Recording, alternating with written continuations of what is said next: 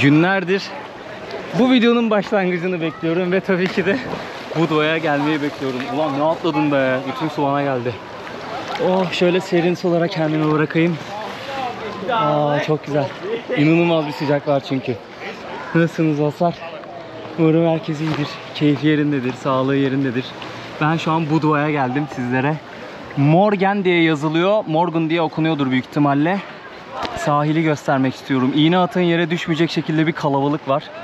Burası Morgen 1 diye geçiyor. Ben çantayı şuraya bıraktım. Bir yandan çantayı gözlüyorum. Ne olur ne olmaz. Yani kimin burada olduğunu bilemeyiz. Kötü amaçlar için burada olanlar olabilir. Eşyalara dikkat etmek lazım. Bu da Morgan 2 plajı. Şu aradan geçiş var. Burayı nasıl bulabilirsiniz? Hemen şuranın arkası Budva Old Town dostlar. Yani Budva'ya gelirseniz zaten deniz turizmi için geleceksinizdir. Ben de tam olarak o yüzden geldim. O su çok güzel. Hemen şunu söylemek istiyorum. Biliyorsunuz Arnavutluk'ta da bir deniz turizmi yapmıştık. Saranda'ya ve Ksamil'e gitmiştik. Burası daha iyi. Yani bunu kesinlikle söyleyebilirim. Bu öneriyle başlayayım videoya. Böyle suda serin gibiydi ama o çok da serin değilmiş. Bak gölgede kaldım. Ona rağmen güzel ya suyun ısısı. Rahat yüzersiniz yani. Belli bir saatten sonra gölge düşüyor bir de buraya. Kayanın arkasında kaldığınız için. Gayet güzel. Baksanıza insan kalabalığına. Bu videoda hep birlikte Budva'yı gezeceğiz, göreceğiz, öğreneceğiz. Burada ne var ne yok. Ne yapmalıyız? Geldiğimizde nerelere gidebiliriz? Kaç para öderiz konaklamaya, yiyeceğe, içeceğe, gelmeye değer mi? Bunların hepsini beraber konuşacağız, tartışacağız bu videoda. Ha, şu an var aşırı keyifliyim ya. Bak hiçbir videonun başlangıcını bu kadar düşünmemişimdir ya. Hep diyordum lan Karadağ'a gitsem de Budva'da şu başlangıcı yapsam yani.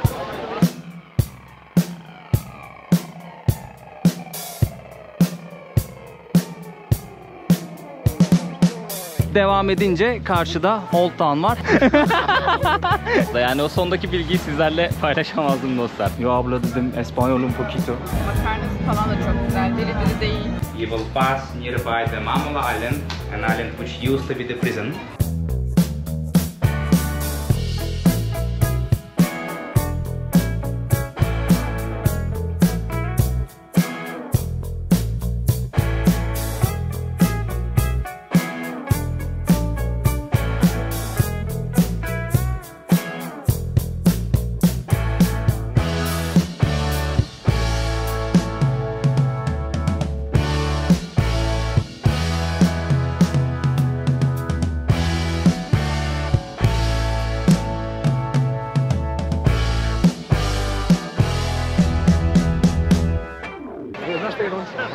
İki tane plaj var dedim ya dostlar. Ben şu tarafta denize girdim. Burası ikinci plaj. Bu arada Morgan değil, Mogren plajıymış. Adını yanlış telaffuz etmişiz. Mogren plajı. Burası ikinci kısım. Burada böyle şezlonglar da var, şemsiyeler de var. Bunlardan da dilerseniz kiralayıp kullanabilirsiniz. Ya da böyle havlunuza atıp ücretsiz bir şekilde sahili kullanabilirsiniz. Yani herhangi bir ücret ödemenize gerek yok sahili kullanmak için. Burada bar restoran kısmı var. Dilerseniz buradan bir şeyler alıp içebilirsiniz. Ne diyor burada? Smirnoff Ice Blue diyor, 4 euro. Şey de yapabilirsiniz. Yani bunların kiralama bedellerini de sanırım buraya ödüyorsunuz. Yani restoran bar kısmı burası. Şöyle hemen diğer tarafa geçelim. Bakın hala burası güneş oluyor. Şöyle göstereyim. Hala bu kısım güneş. Ama şimdi bu arada bir geçit var dedim ya. Oradan geçeceğiz. Benim yüzdüğüm sahile yani Mogren 1'e ulaşacağız.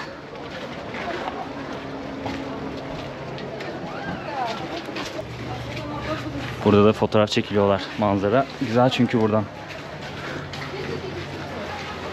Çantayı şuraya bıraktım. Hemen buradan böyle usulca girdim, yüzdüm. Şurada dubalar var.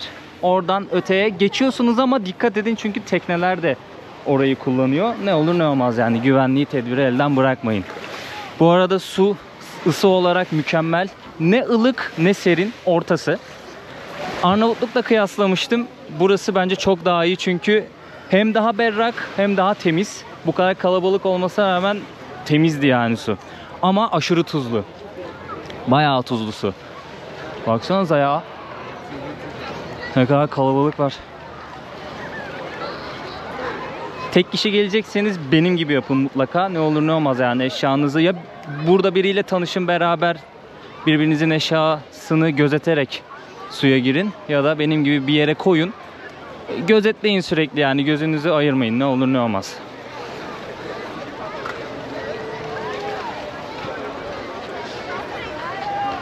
Hava şahane var ya.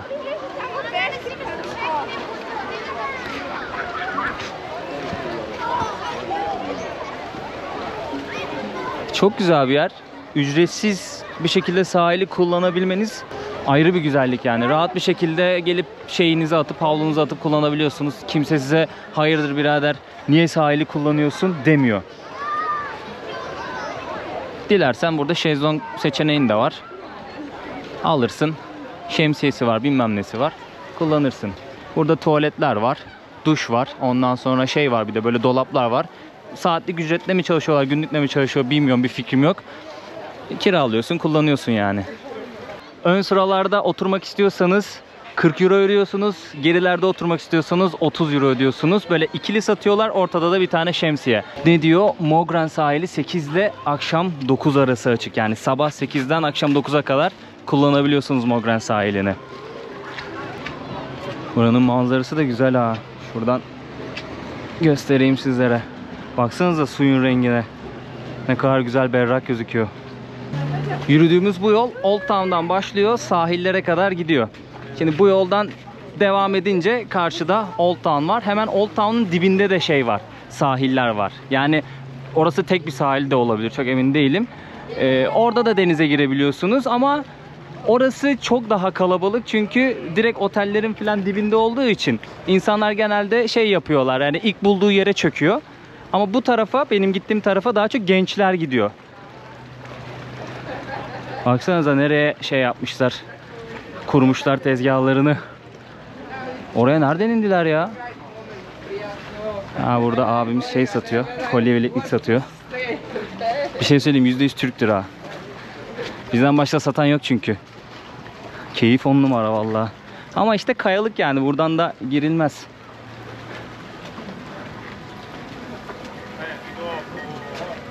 O drone uçuruyor.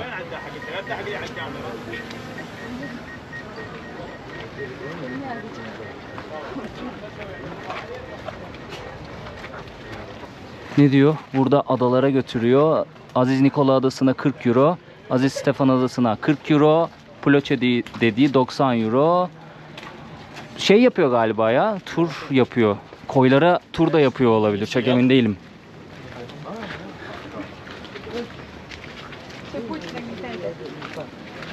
Bu da şey düşmesin diye yukarıdan taş, kaya bir şeyler düşmesin diye böyle koruma yapmışlar. Ha, burada şeyde kiralayabiliyorsunuz. 30 dakikası 30 euro, 60 dakikası 40 euro, 6 saati de 160 euro bot. Şu bot kiralıyorlar herhalde, yani bunlar değildir. Arnavutluk'tan ziyade Karadağ deniz turizmi açısından daha popüler. Özellikle Budva. Yani şu an bulunduğumuz yer tam olarak deniz turizminin kalbi diyebiliriz Balkanlarda. Hırvatistan'ı saymıyorum. Çünkü vizesiz Balkan ülkeler hakkında konuşuyorum şu an. Ablamız burada uzanmış fotoğraf çekiyor. Böyle yerlerde de aslında girebilirsiniz ama çok kayalık. Bir de kestane mestane var diyorlar ama görmedim şu ana kadar. Güzel bir yer burası ya. Ben seviyorum Budva'yı. Bir de plakasından dolayı da seviyorum. Plakası B'de. Burak Durgun. Benim şehrim bura. İşten kovdum, buraya attım. Kaç gündür geziyorsunuz Balkanlarda? Dünden beri yani değil mi? Dünden beri evet. Dün geldik aslında. Direkt Karadağ'la başladınız. Aslında Arnavutluğa geldik, oradan buraya geçtik. Nasıl peki? İlk gözlemleriniz, fikirleriniz? Bence çok farkı yok. Açıkçası hani şey gibi Ege'de coğrafi anlamda aynı ama çok daha sıcak bence. Çok daha sıcak. En büyük şikayetimizi söyleyeceğim daha sonra. Çok Bir de Başak. YouTube. YouTube. No. He YouTube. They are famous. No. I am the people of Turkey. Yes. Wait, Abi. Yeah, yeah. I am. Oh, hi. Hi for YouTube. Hi YouTube. You know where Not I original. you know where I bought them? In Turkey. Right? In Turkey. Where did you wear çakma? Really? Çıkar hayvanını göster. Çıkar hayvan. Onun gibi oldu. This is original. Garsonları konuşuyorduk, ben şöyle geleyim yanına hocam. Çok Biz de kaba. orijinal. Ya aslında Çok şikayetçiyiz o konuda abi. Yani Değil, gelirseniz ben diyorum ondan. garsonlara merhamet etmeyin. Kaba mı davranıyorlar? Kabalar. Yani Turkey. bahşiş bir resim geldi, vermedim. Aa. Check your YouTube.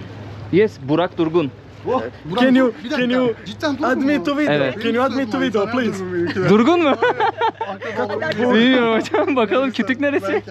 Benimki Suriye. Şakayı mı? Okay, thank you so Okay, much. thank you man, take care. Right now. Okay, thank you man. I love your beat. Thank you, thank you. Seni bayağı sevdi ya. Bayağı sevdi aynen. Sakallarını oluyor yani. Hadi gidelim. Ne yapıyorsun? Hadi biraz daha ünlü. Pahalılık konusunda bir de fikirlerinizi soracağım. Su çok pahalı. Alkol bence, alkollü suyun fiyatı kafa kafaya. Mesela küçük şaraplar 2-20 euro, ona dikkat ettim ama mesela 1,5 litre su falan 1-1,5 euro bandında, aynı maden suyuna bire içsinler bence. 50 CL 50 cent ya. Su bence Ben de pahalı. neden o kadar pahalı Su cidden olduğunu pahalı. dağlık bölge aslında. Cidden. Su kaynakları da var. Ben internetten baktım. En pahalı şey su olabilir bence. Bu arada oteldeki su da içilebiliyormuş. Ya Evet, burada çeşmeden içiyorlar. Ben de onu fark ettim. Güvenmek gerekir mi bilmiyorum. Yani hosteldeki çocuk da tuvaletteki suyu içti mesela. Güzel ama ben de denedim. Aslında marketteki suyla aynı yani. O yumuşaklığı içilebilirliği aynı. Bazı markalar var, su markaları, bayağı kötü tadı var bu arada.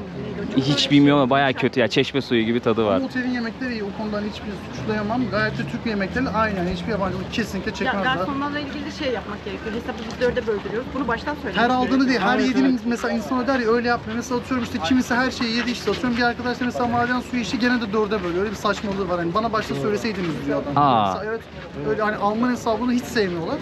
Ne varsa ortak vereceksin, o tek kişiye vereceksin. Bir de cash veya kredi kartı diye başta söylemen lazımmış. En başta söyleyeceksin o zaman her şeyi. Peki Yani restoranlarda şey gibi, fiyatlar yavrusu nasıl? Kartal tarafından alınmış Fatma Girik gibi. Sallıyorlar hakikaten insanlar.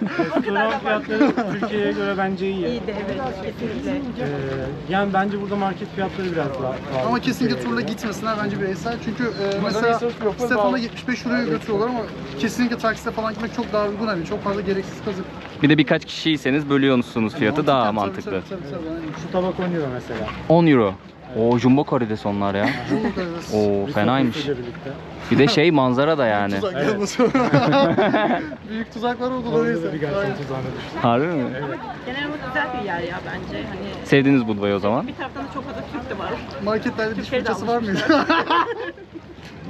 Yine Oral B'ye geldim abi. Ya Uğur bir muhabbetimiz var da işte.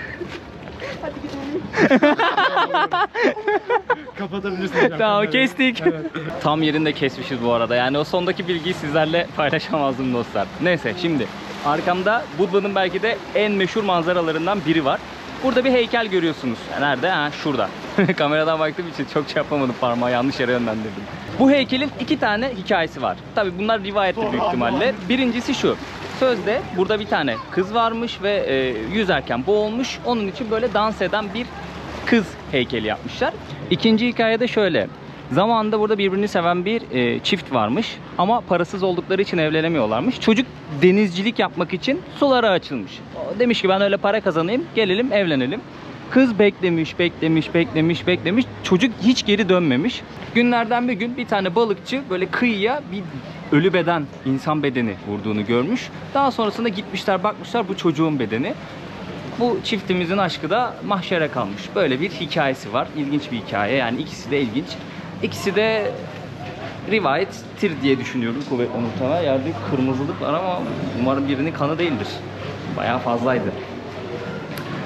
Yani o heykelin 2 tane mistik hikayesi var. Bunu da sizlerle paylaşmış olayım. Yeppa! Yeppa!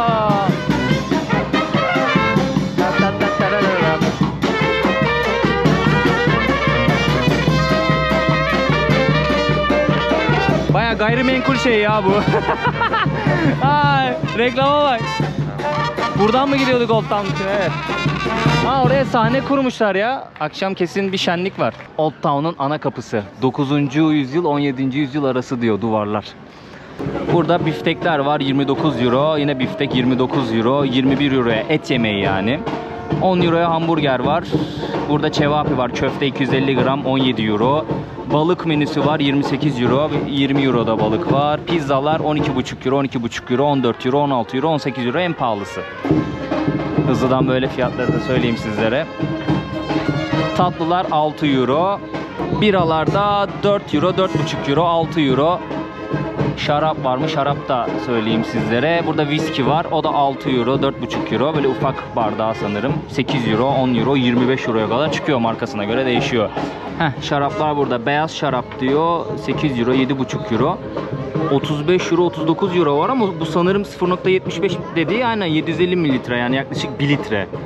O yüzden pahalı olsa gerek. Bu daha böyle kadeh şarap, 8 euro. Beyaz şarap.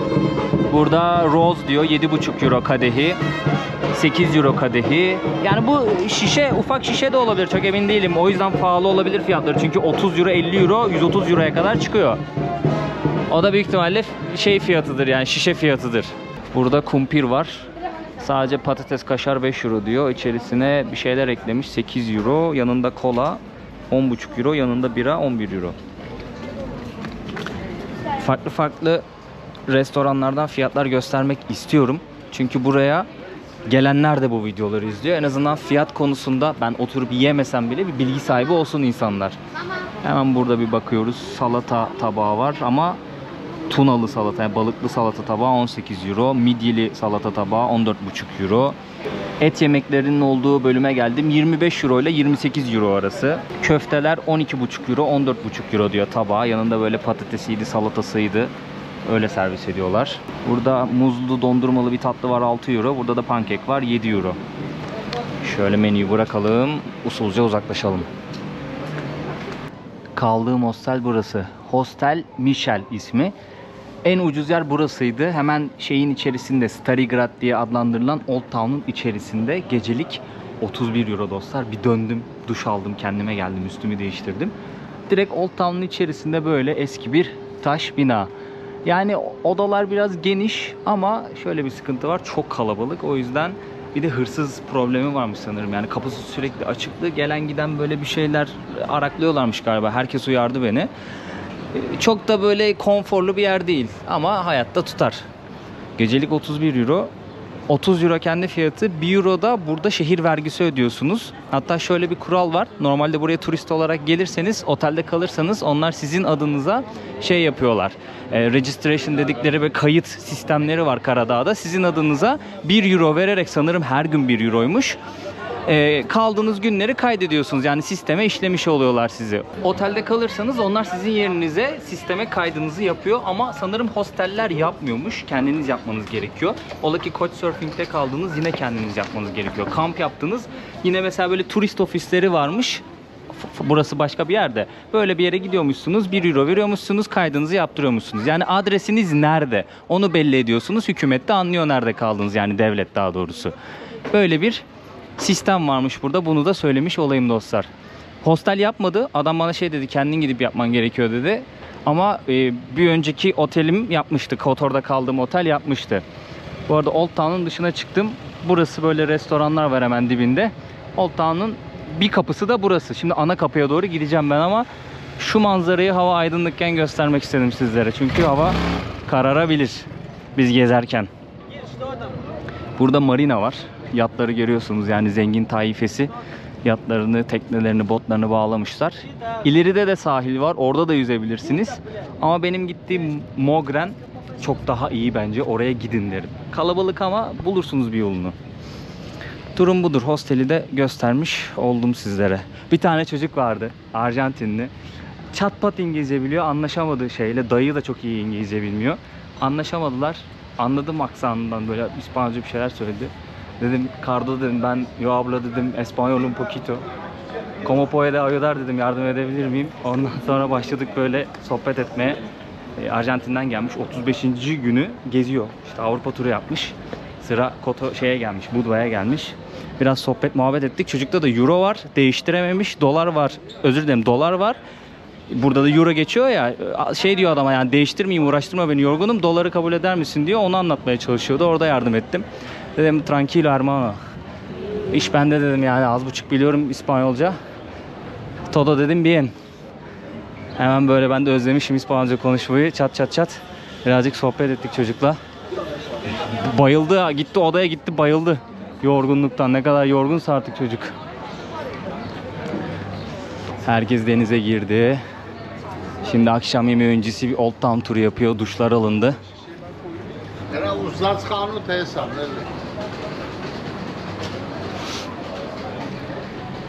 Şahane bir dokusu var yani. Kotor Old Town nasıl keyifli ve güzelse gezmesi, burası da aynı. Burada bir tane kilise var. Saint John Baptist Kilisesi, 7. yüzyıl 12. yüzyıl diyor. Güzel bir çan kulesi var. Bu çan kulelerinin bazı yerlerde hikayeleri var. Bazı böyle küçük köylerde bilerek yüksek çan kuleleri inşa ediyorlarmış ki denize kenarı olan yerlerde bu arada. Ya seni yerim ya. Seni yerim ya. Kuşun peşine gidiyor. Bilerek böyle yüksek şey inşa ediyorlarmış ki ola ki bir tehlike geldi, bir saldırı olacak filan, o kuleler sayesinde görüyorlarmış, yani gözlem amacıyla yapılmış. Neredekiydi? Peras'taki öyleydi mesela, ben sonradan öğrendim onu. Tabi o videoda bu bilgiyi satamadım. Yaptın. Tuz meydanı burası da. Bu şeyi kurmuşlar buraya. Aa yok, bir dakika, bu zaten vardı, doğru. 5 sene önce de vardı bu. Buraya gelip oturuyorlardı, hatırladım şimdi. Aynen. Ta o zaman da böyle, aynen. Hatırladım şimdi. Hep böyle sahne hazır oluyor. Arkada bir kilise var. Tuz meydanı olarak geçiyor burası. Hatta o zaman şey demiştim ya, buraya böyle bir merdiven falan bir şey koysan rahat böyle denize girersin. So you start from Budva at 9 o'clock in the morning, and then you will be taken by bus to Tivat. In Tivat you will get on our ship, and then you will sail to the Herceg-Novi, the biggest town of the bay. So there you can spend about 1 hour. It's a beautiful old town. And then you will pass nearby the Mamula Island, an island which used to be the prison, and right now it's a private hotel with a casino on it. And then you will get to Žanica beach. You can stay there. You will have there for about 1 hour and a half. You can stay there, or if you want, you can go inside of the Blue Cave and you can swim there inside of this cave. The Blue Cave costs you 10 euros extra. And then you will enter the bay, and later on you will get to the Lady of the Rock, an artificial island where you can visit a museum and also this beautiful Catholic church. The entrance fee on this island is 3 euros, just for you to know. And then you will get to Kotor. So Kotor is the last destination, the big old town which was built by Venetians. So this is the most popular place here. And then afterwards you will get to Budva at 7 or 8 p.m. This is our ship. It's a big one. It has 2 decks. On the first deck you can order the lunch if you want. It costs you about 10 euros. And on the second deck there are some beds. You can sunbed. Okay. How much of the cost of this tour? This tour is 40 euros. 40 euros, but also there are some extras. Extras, it's 10 euros for the Blue Cave, 3 euros here. And also if you want to have a lunch it costs about 10 euros. 10 euros. Okay. Thank you so much man. Have a nice day. Kapsamlı bir turun fiyatını sordum. 40 euroya hallediyorsunuz. Tabii ekstraları var. Yemek yemek isterseniz 10 euro ekstra ödüyorsunuz öğle yemeği için. 10 euro bir mağaraya girmek için ödüyorsunuz. 3 euro da adaya indiğiniz zaman ödüyorsunuz. Yani hepsini aldığınız diyelim 63 euro. Bir gün boyunca sizi gezdiriyor. Tam Instagram'lık ev değil mi burası? Ne güzel. Çok güzel. Güzel çıkmış ha. Şairler Meydanı. Burada toplaşıp şiir okuyorlar demek ki. Buranın aşıkları. Olabilir. Olabilir. Yani yoksa niye Şairler Meydanı koysunlar ki? Şurada mı şey var bak. Bilgilendirici... Aa yok.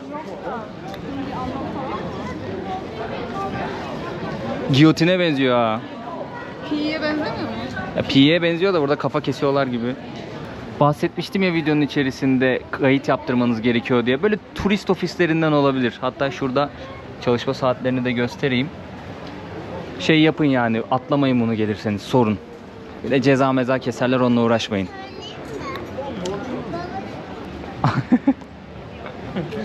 Yatışa baksana. Uğraştırmayın beni. Şuna bak. Paşa'nın keyfi yerinde ya. Dostlar, Peras videosundan Ebru ve Merve'yi hatırlıyorsunuz. Evet. Budva'da kalıyorsunuz zaten. Burada da buluştuk. Aynen öyle. Tivat'a gidemedik. Gidemedik Tivat'a halen. Hakikaten gidemedik halen. Yalan oldu. Video öyle başladım gideceğim diye. Gidemedim. Citadela. Kaleye geldik. Tarih yazıyor mu? Yazmıyor. Aynen yazıyormuş. 1836. Ben de öyle hatırlıyorum. Burada ne diyor? Restoran var. Öğlen 12 ile 4 arasında %20 indirim diyor. Akdeniz menüsü. Can we visit only to... Yeah, Citadel. Thank you. Also there is a restaurant, right? Yes, one side is a restaurant and the other side is a museum. Okay. Do you have some menu? Can I check the prices? Just information. Yardım edebilir misin? Şimdi kalede bir de yemek yediğini farz et. O şey diyor bu. Şey salatası. Ahtapot salatası 24 euro diyor. Smoked tuna aynen. Budva'dakilerle çarpı 2 denizin kenarında daha... Evet 35 euro, 27 euro, 40 euro. 150 euro falan diyor ya. Ha yok o kilosuymuş pardon 15 euro. Dedim ne yiyorlar yani bu? Ne olabilir ki? O şey diyor 100 gram balık 13 euro. Kilo hesabı da satıyorlar sanırım. Yani 30-40 euro gider gibi oturduğunda en az. Thank you. Welcome. Buradan Müzeye gideceğiz. saat 9'da açılıyormuş müze.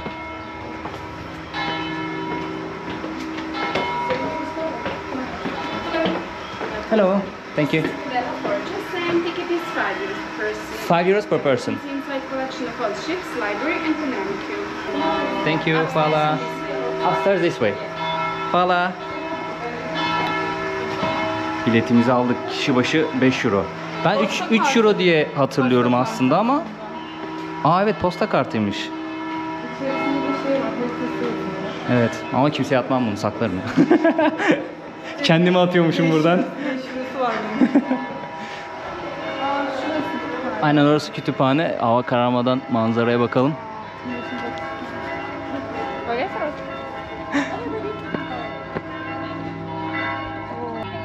Günün son ışıkları ne güzel vurmuş karşı tarafa. Baksanıza. Bu ada buranın Hawaii'si olarak geçiyor. Yani Hawaii adını takmışlar. Budva'nın Hawaii'si ya da Karadağ'ın Hawaii'si öyle geçiyor. Sadece yüzmeye gidiyorlar oraya, gezmeye değil. Gidiyorlar orada yüzüyorlar. Şu arka tarafta bir şey var mı? Restoran şahane yerdeymiş yalnız ha, baksanıza. Manzara fena. Yani şurada oturuyorsunuz, bu manzaraya karşı yemek yiyorsunuz. Çok doğal yani cebinizden bir 40-50 euro çıkması. Çok normal. Neyse biz diğer taraftaki manzaraya bakalım.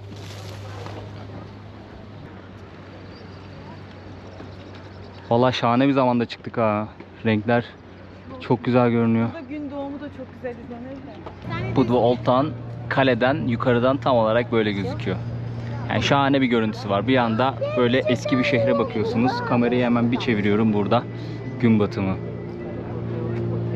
İnsanlar da buraya gün batımında daha çok geliyorlar ki şu güzelliği görebilsinler. Burada da ay çıktı. Yarım ay var.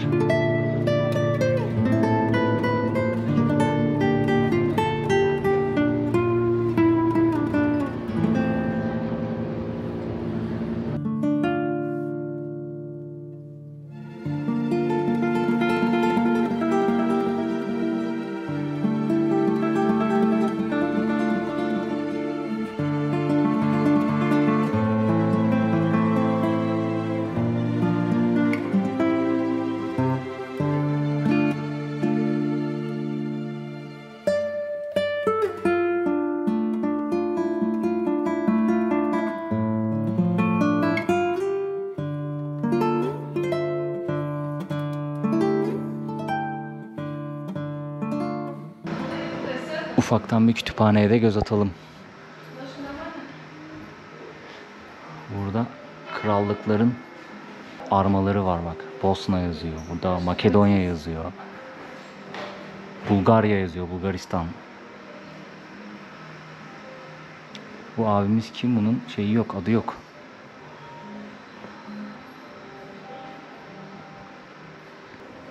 Birkaç farklı dilde kitap görüyorum. Almanca bayağı bir gözüme çarptı. İngilizce var. Bulgaristan'ın kısa tarihi diyor. Güzel bir kütüphaneymiş. Burada da eski gazete küpürleri. La Domenica del Corriere. Havayı kararttık. Neredeyse bütün restoranlar dolu. İnsanlar yüzdü, eğlendi. Şimdi Yemek yeme vakti, dinlenme vakti.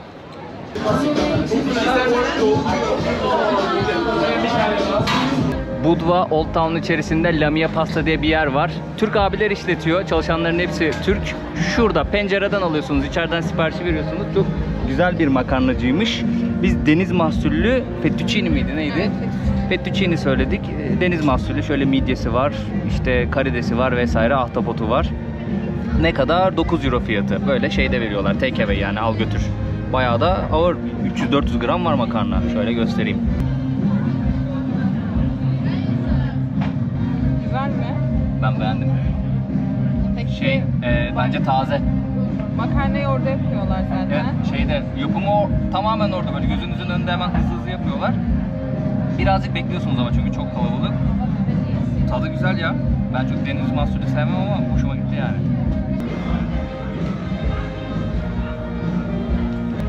Güzel. Autobot çok hoşuma gitti benim ya. Makarnası falan da çok güzel. Diri diri değil. Şurada parmesan var. Şöyle göstereyim. Şurada parmesan var. Şurada surimi var. Aynen surimi şu. Şurada midye var. Lezzetli. Denenir. Bir de makarna burada çok pahalı. Kaç euroyu gördük? 13 euro, 14 euro civarında falan. Ama bu 9 euro ve gayet de doyurucu. Deneyebilirsiniz. Dün havayı kararttık. Budva'nın diğer kısımlarını gösterme şansım olmamıştı. Şimdi Grand Pazar yani büyük çarşıya, pazara geldim. Burayı göstermek istedim sizlere. Burada kıyafet satıyorlar. İşte hediyelik eşya vesaire bir şeyler satıyorlar. Yani ihtiyacınız varsa, almak istediğiniz bir şey varsa burada üstünde fiyatlar da yazıyor. Alabilirsiniz buradan. Vakit geçirmek için gelip gezebilirsiniz. Böyle hediyelik eşya olur, kolluk olur mesela, geldiniz buraya ailecek yüzmek istiyorsunuz, çocuğunuzun kolluğunu unuttunuz ya da işte ne bileyim böyle sahilde giymek için bir şey almak istediniz, buradan temin edebilirsiniz her şeyi. Bu havlu güzelmiş bak, 10 euro diyor. Üstünde Montenegro yazıyor. Bir de şey var, çift başlı kartal var. Hello. Burada da 5 euro Karadağ haritası. Biraz daha ince bir havlu. Grand Pazar burada kaldı, tamam mı? Sırtınızı ona verin, hemen sahile çıkacaksınız. Burada bir sürü tur şirketi var. Burada yemek yiyebilirsiniz, marketler var, su vesaire bir şey alabilirsiniz. Ama bu tarz büfelerden su vesaire içecek almanızı tavsiye etmem. Burada böyle market zincirler var. Onlar 1/3 fiyatına, yarı fiyatına daha uyguna su satıyorlar. Burası da şehrin içerisindeki sahil. Bayağı bir şezlong ve şemsiye var. Gelip kiralayabiliyorsunuz. Genelde 2 şezlong bir şemsiye olarak kiralıyorlar. Burası da halk plajının girişi. Oradan giriyorsunuz.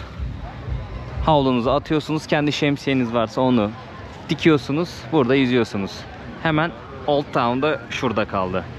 Onun arka tarafında kalıyor Mogren plajı. Orada yüzmüştük biz. Orası da kalabalık. Gördüğünüz gibi burası da kalabalık. Ama ben orayı daha çok beğeniyorum şahsen. Budva'nın Hawaii adası var demiştim ya, bakın. Gidiş geliş 6 euro. Götürüyorlarmış adaya. Büyük ihtimalle bir sürede bekliyorlardır orada insanlar yüzsün diye. Şurada da saatleri yazıyor. Burada bir sürü böyle tekne var, bot var. Bunları kiralayabiliyorsunuz. Mesela şu oltalar var ya, onlarla balık tutmaya gidebiliyorsunuz. Taksi bot diye geçiyor işte. Pazarlığınızı yapıyorsunuz. Artık kaç saat kullanacaksanız ona göre bir fiyatta anlaşıyorsunuz. Dilediğiniz yere götürüyorsunuz. Ya da belli bir rota vardır, onu yapıyordur. Menemen gördü gözlerim. 400 gram menemen 7,5 euro. Burada yumurta var. Sağında yumurta 5,5 euro. O sucuklu yumurta var. O da 8 euro diyelim düz hesap. Burada diyor Türk kahvesi, demleme çay, Türk kahvaltısı. Old Town'un içine döndüm dostlar. Benim hostel burada. Şimdi kendi başıma bulmaya çalışacağım. Bakalım, harita açmayacağım. Hatırlıyor muyum acaba? Çok sanmıyorum da. Karışıktı çünkü, biraz arada kalıyor. Güzel. Budva güzel bir yer. Yani Karadağ'a geldiyseniz zaten görmeniz gereken yerlerden biri. Kotor'u gördünüz, Perast'ı gördünüz, Budva'yı gördünüz. Tivat'a henüz gidemedik. Gitmek istiyorum oraya da. Aklımda çıkmadı yani. Buraları gezseniz yeterli ya. Sveti Stefan'a gidebilirsiniz. Aa, burada dilim pizza var, güzel koktu. Karnım da acıktı. Sveti Stefan'a gidebilirsiniz. Orası güzel. Orada muhakkak yüzün. Budva'da zaten yüzmek için geleceksiniz yani buraya. Keyfini çıkarırsınız. İnsanlar gölgede takılıyorlar. O kadar sıcak bir hava var ki. Sorularınız olursa yorumlarda sorabilirsiniz dostlar. Elimden geldiğince yanıtlamaya çalışırım. Zaten tüm bilgileri vermeye çalışıyorum. Yani sadece bu videoyu görüp benim kanalımı yeni tanıyanlar bilsinler ki yani gittiğim ülkelerden bir tane video değil, birçok video çekiyorum. Geçmiş videolara bakarsanız Kotor'dan gezmeye başladığımı, sıra sıra işte gezip Peras'ta gidip buraya kadar geldiğimi göreceksinizdir ki devamda edecek bir aksilik olmasa seyahatim. Karadağ'yla işte bundan sonra başka ülkeye geçeceğim. Devam edecek. Sorularınız olursa dediğim gibi şey yaparsınız yani yorumlarda belirtirsiniz. Elimden geldiğince yanıtlarım. Sakin. Şu an herkes plajda. O yüzden Old Town sakin. Ve hissediyorum, yaklaştım hostelime.